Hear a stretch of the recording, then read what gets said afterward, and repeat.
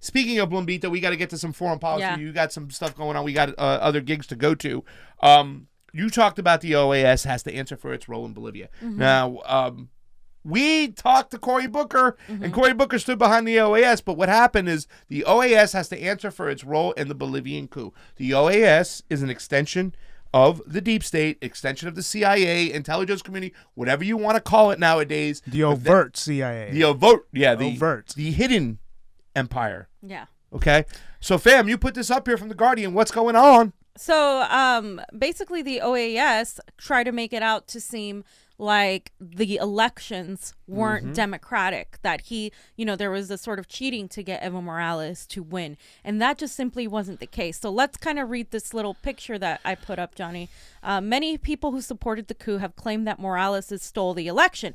This story of fraud was given a very big boost by a statement issued by the Organization of American States, the OAS, the day after the 20th of October election, which it subsequently repeated in similar forms. The statement from the OAS Electoral Observation Mission for Bolivia announced, quote, deep concern and surprise at the drastic and hard to explain change in the trend of the preliminary results after the closing of the polls.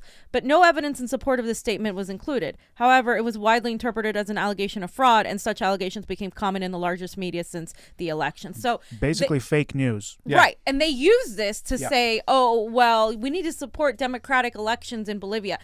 These elections were as democratic as they come. In fact, they were probably more democratic than our last 2016 elections. So the fact that many of us here in America have the audacity to pretend that's not the case based on the OAS's lies and bullshit is, again, manufacturing consent for us supporting regime change and a coup in Bolivia. And now Evo Morales is in Mexico. And now guess what? Trump wants to name the cartels terrorists. And then guess what? Pete Buttigieg is all in line with that. Send some troops in there. Tulsi is trying to call it out, and they're trying to vilify her for it. But guess what?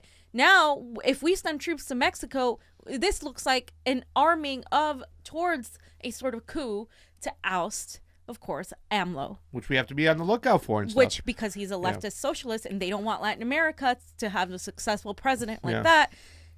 Period. Let's talk about this OAS for a second, because even the system that the United States is standing in behind now for the new government is nothing that was put on paper. It's completely false. They're standing behind a narrative that was just made up so the American oligarchs can get their corporate power over that lithium. That's all it is. But I want to talk a little bit more about the OAS, because when we talk about these groups, Johnny and I were talking the other day. What do we do with these groups? You got the OAS, the OPCW, all these other groups, the NED. They're all fugazi groups that take taxpayer dollars and they fund these coups for political and corporate interest.